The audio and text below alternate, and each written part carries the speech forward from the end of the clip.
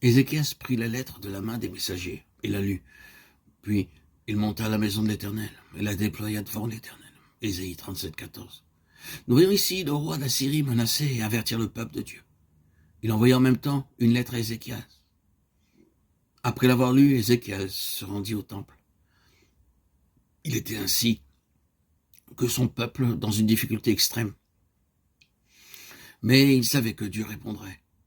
Bien qu'humainement, il n'y avait aucun espoir de délivrance du fait que le roi d'Assyrie était venu avec une forte armée pour les attaquer et leur infliger une défaite, tout comme il avait vaincu d'autres nations. Cependant, Ézéchias eut confiance en l'Éternel et il se rendit au temple. Le Seigneur lui répondit et le délivra. Ézéchias pria, bien qu'il ne sache pas ce qui allait arriver. Cependant, Dieu le savait. Voyez Ésaïe 37, 36. Le lendemain matin, la grande armée des Assyriens n'était que des cadavres.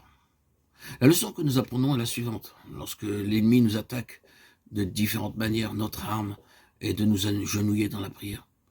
Si seulement nous savions utiliser plus souvent nos genoux dans la prière, les tempêtes suscitées par l'ennemi se calmeraient. Ézéchias tourna son visage contre le mur et fit cette prière à l'Éternel, Ésaïe 38, 2. Je connais beaucoup de cas où le Seigneur intervint par son toucher guérissant. Il dispose de sa propre puissance. Mais nous devons l'invoquer avec une foi simple, comme Ézéchias, dont l'Éternel entendit la voix. Lorsque nous l'invoquons avec une foi enfantine, il nous répond. Toute expérience que nous traversons nous donne une foi plus forte. Dieu peut nous enseigner lorsque nous nous attachons à lui. Comme un berger, il paîtra son troupeau, il prendra les agneaux dans ses bras et les portera dans son sein. Il conduira les brebis qui allaitent. Ésaïe 40, 11. Le berger séjourne nuit et jour avec son troupeau. Lors de la naissance du Seigneur Jésus-Christ à Bethléem, beaucoup de bergers gardaient leurs troupeaux la nuit, dans les champs.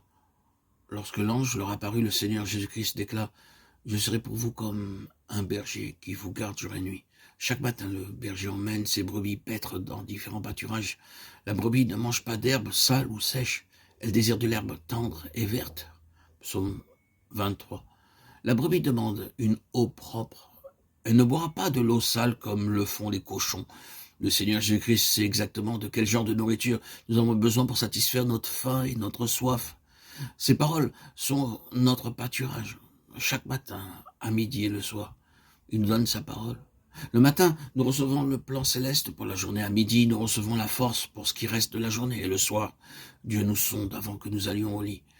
Ainsi, nous sommes rafraîchis chaque jour et nous sommes protégés de tout danger visible et invisible. Il est notre berger fidèle et bien-aimé. Il est toujours avec nous. Les brebis ont le don de reconnaître la voix du berger. Bien qu'à beaucoup d'égards, elles soient très stupides, cependant elles ont le pouvoir de reconnaître la voix de leur maître. Le Seigneur Jésus-Christ dit « Elles ne suivront point d'étrangers, parce que leurs oreilles sont sensibles à la voix de leur maître. » C'est le privilège du croyant que d'entendre la voix du Seigneur Jésus-Christ et de le suivre. Où qu'il aille, nous devons le suivre sans poser de questions.